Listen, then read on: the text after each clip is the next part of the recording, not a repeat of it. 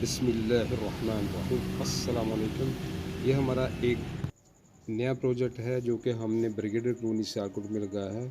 और ये इन्वेरस की 540 वाट की प्लेटें लगाई हैं, 28 प्लेटें लगाई हैं।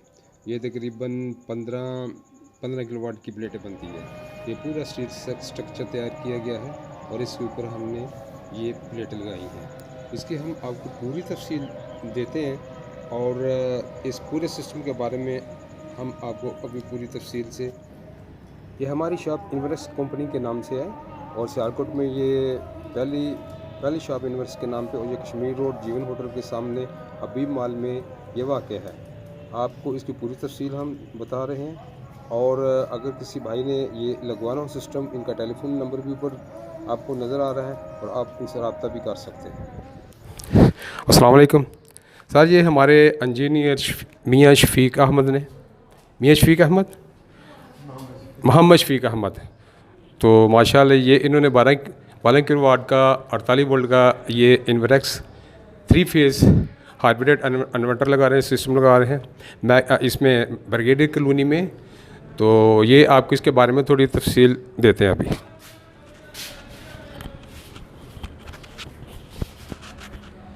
जी अस्सलाम वालेकुम।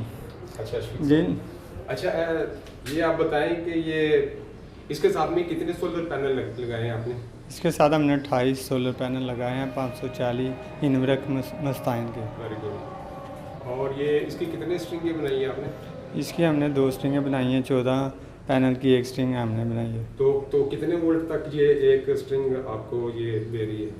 ये तकरीबन 700 वोल्ट तक हमें 1 स्ट्रिंग देगी। 700 वोल्ट। तो ये इसका टाइमिंग क्या होगा? सुबह कितने बजे से लेके कितने बजे तक ये पावर बनाएगा? ये सुबह जो ही सूरज की रोशनी होती है तो ये अपना वर्क करना शुरू कर देता है और सूरज गुरूब होने तक ये अपना वर्क करता रहता है। Very good. और इसके साथ में और क्या कुछ आपने लगाया है? ये 12 किलोवाट का हाइब्रिड नेटरॉक्स मॉडल IP65 इन्वेरक्स कंपनी का ये इन्वर्टर है। और इसके साथ लिथियम आयन बैटरी UP 5000 की हमने इसके पालन तक की बैटरी लगाई है।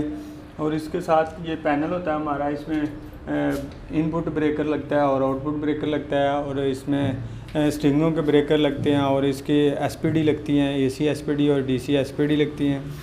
इसको आप ज़रा खोल के बताएंगे ताकि नाज़रीन को थोड़ा तफसील से इसके बारे में इंफॉर्मेशन मिल जाए। इसमें क्या क्या है? ये हम आपको दें, ये हमारा आउटपुट ब्रेकर है MCCB जो है ना, 3 एम्पेयर का हमने ब्रेकर लगाया आउटपुट पे, और इनपुट ये 3 एम्पेयर का 30 और 50 एम्पेयर का हमने इसके इनपुट पे ब्रेकर लगाया है। और इसके ऊपर हमने 16 एम्पेयर के 2 ब्रेकर लगाए हैं Schneider के। और इसके बाद ये हमने इसका ये जो PV इनपुट के लगाए आपने, ये हमने PV इनपुट के लगाए हैं। यहाँ PV की SPD लगेगी और यहाँ AC SPD लगेगी। और ये हमने load UPS as a UPS use करने के लिए चेंज ओवर लगाया, और ये हमने चेंज ओवर लगाया एज ए पूरे घर का लोड यूज़ करने के लिए AC वगैरह और घर की पानी वाली मोटर, फ्रिजें वगैरह जो जितना भी लोड होता है ये इसके ऊपर ये चेंज ओवर करेगा। अच्छा, इसमें एक और बात भी, इसमें 2 तरह के लोड होते हैं, जी, एक होता है स्मार्ट लोड और एक होता है हैवी लोड। जी, इसमें हैवी लोड है वो किस तरह काम करता है? इसमें जो होता है ना, जो स्मार्ट लोड होता है वो लगता है हैवी लोड पे, और जो एक होता है खाली लोड वो हम एज ए UPS यूज़ करते हैं, क्योंकि जो लोड होता है वो बैटरी को यूज़ करता है, ज़्यादा लिमिट तक हम यूज़ करा सकते हैं। और हैवी लोड होता है वो बैटरी को भी साथ में यूज़ करता है। वो हम अपनी मर्ज़ी है कि हम उसको बैटरी को साथ यूज़ सेटिंग कर सकते हैं, हम कितने वोल्ट तक बैटरी को यूज़ कराना है या नहीं कराना। जो ही सोलर कैपेसिटी ख़त्म हो, वापडा ख़त्म हो, तो वो ऑटोमेटिकली स्मार्ट लोड को ऑफ़ करा देगा। ये तो बहुत अच्छी चीज़ है। तो ये जो स्मार्ट लोड है, और ये तो जब तक सूरज है तब तक चलेगा, बाकी ये लोड इसी से उसको लेगा। जी, जब तक सूरज है तो ये स्मार्ट लोड चलता रहेगा, और उसके बाद ये ऑटोमेटिकली वापडा ले लेगा। जब वापडा ख़त्म होगी, वापडा बंद हो जाती है, मिसाल के तौर पे ये स्मार्ट लोड जो है ना, ये कहने के लिए स्मार्ट लोड है, लेकिन ये ज़्यादा हैवी लोड पे यूज़ किया जाता है। अच्छा, इसके बारे में एक और थोड़ा आप इंफॉर्मेशन दे दें। ये जो आपने लगाया सिस्टम, ये ऑन ग्रिड एक ऑफ है कि ये ऑन ऑफ दोनों साथ में है? ये ऑन ग्रिड भी है और ऑफ ग्रिड भी है। ये ग्रिड फीडिंग भी करेगा, और जब वापडा बंद हो जाए, ग्रिड ऑफ हो जाएगा, तब ये आगे लोड घर के लिए लोड जो है ना ज़रूरत के मुताबिक चलता रहेगा। अच्छा, थोड़ा आप इस बैटरी के बारे में बताएंगे? जो नीचे पड़ी हुई बैटरी, ये पैलेंटक की बैटरी है, लिथियम आयन बैटरी है। ये इसकी 5 साल वारंटी है और इसकी लाइफ जो है तकरीबन 10 से 12 साल है। ठीक है। अच्छा, मैंने एक और बात सुनी है कि अगर फॉर एग्जांपल आपके 10 किलोवाट के सोलर हैं, तो अगर आप उसकी सर्विसिंग और उसको यानी साफ़ नहीं करते, धोते नहीं हैं, तो उसकी जो पावर है ना, आपको उतनी 10 किलोवाट की नहीं देगा। वो तो डेफिनेटली बात ये है कि जब उसके ऊपर गर्दो गुबार मट्टी वगैरह पड़ी होगी, तो वो अपनी एफिशिएंसी जो है ना वो पूरी नहीं करेगा, वो कम हो जाएगी। उसके साथ साथ उसका सेल जो है ना वो गर्म होगा और उसकी लाइफ भी कम हो जाएगी। तो इसके बारे में आम आदमी को पता नहीं है। ये तो लगवा लेते हैं, लेकिन बस वो यही समझते हैं, जो आम पब्लिक है वो लगा के ये समझती है कि बस इसको लगा दिया, अभी इसका कोई काम नहीं करना। लेकिन ये बात सही है कि आप उसको सर्विसिंग करते रहें, तो फिर ही आपको 100% उसका रिजल्ट देगा। ज़ाहिर बात है, कोई भी चीज़ आप एक मिसाल के तौर पे गाड़ी यूज़ करते हैं, अगर उसके ऊपर गर्दो गुबार पड़ा होगा, वो गंदी होगी, तो उसको किसी को अच्छी नहीं लगेगी, उसकी वर्किंग भी वैसे नहीं। अगर उसको सर्विस नहीं करवाते, आयल वगैरह चाहिए, यही हिसाब एक सोलर का है। जब उसको सर्विस नहीं करेंगे, उसके ऊपर मट्टी वगैरह गर्दो गुबार जम जाएगा, तो वो अपनी वर्किंग नहीं करेगा सही तरह। सही बात है।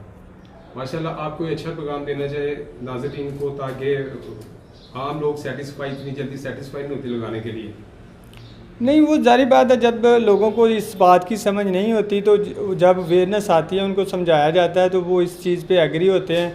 और वो जब वो सोलर पैनल को साफ़ करते हैं, हर हफ्ते में उसको पानी के साथ धोते हैं, वॉश करते हैं, तो वो उसकी परफॉर्मेंस अच्छी मिलती है, तो वो ऑटोमेटिकली वो एग्री हो जाते हैं, मुतमिन होते हैं। फिर आगे दूसरों को वो बोलते हैं कि ये हमारा काम है, ऐसे ठीक चल रहा है, तो आप भी ऐसे करें, आप लगवाएं सोलर। लेकिन मैंने एक चीज़ देखी है कि जो बंदा लगवा लेता है ना एक दफ़ा, वो कभी उसको उतारता नहीं। हमेशा उसकी यही ख्वाहिश होती है कि मैं और इससे ज़्यादा बढ़ाऊँ। सारी बात है कि आप देखें, अभी बिजली फिर से महंगी हो रही है, पहले भी बिजली महंगी हुई है, हर महीने दूसरे महीने तो बिजली महंगी होती है। तो ये जारी वन टाइम की इन्वेस्टमेंट है, उसके बाद 25 साल तक इसकी जो है ना लाइफ है। तो हर बंदा जारी बात है बचना चाहता है बिजली के बिलों से, तो उसकी कोशिश होती है कि अब मेरे घर का लोड मज़ीद बढ़ गया है, पहले मेरे 2 एसी थे, अब 3 एसी हो गए हैं, तो मैं और उसे बढ़ा लूँ। वो उतारेगा क्यों? उतारता तो बंदा उस चीज़ को जो चीज़ नुकसान दे रही हो, तंग कर रही हो। जब एक चीज़ फ़ायदा दे रही है, तो वो क्यों उसको उतारेगा? अच्छा, एक और बात बताएं अपना शफीक साहब, कि ये 12 किलोवाट है, लेकिन हम ये वापडा को कितने हम यूनिट एक दिन में दे सकते हैं? ये साल की एवरेज होती है। वैसे तो आजकल ये तकरीबन 80 से 90 यूनिट 100 यूनिट भी तकरीबन वापडा को, ये गर्मियों के दिन बड़े हैं तो ये वापडा को देगा। लेकिन जो ही सर्दियाँ आएंगी फिर कम होते जाएंगे।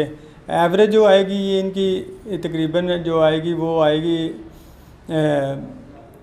70 के करीब। हाँ, 60-70 के करीब आएगी। तो एक और बात, ये जो वापडा एक यूनिट का आपको कितना ऐसे पे करती है? वापडा यूनिट के बदले यूनिट देती है, और जब 3 माह के बाद अगर यूनिट उनके एक्स्ट्रा हैं तो वो अगर नहीं यूज़ कर पा रहे तो फिर वो पैसों में, रुपीज़ में, पाकिस्तानी रुपीज़ में कन्वर्ट कर देती है। वो तकरीबन 8 रुपये तो कुछ पैसों में कन्वर्ट करते हैं। तो ठीक है, वो 8 रुपये या 10 रुपये में करती है, लेकिन ये जो हमें देती है, फॉर एग्जांपल अगर हमें किसी टाइम पे ज़रूरत पड़ जाए इसी सिस्टम के साथ में, तो वो कितने पैसे चार्ज करती है?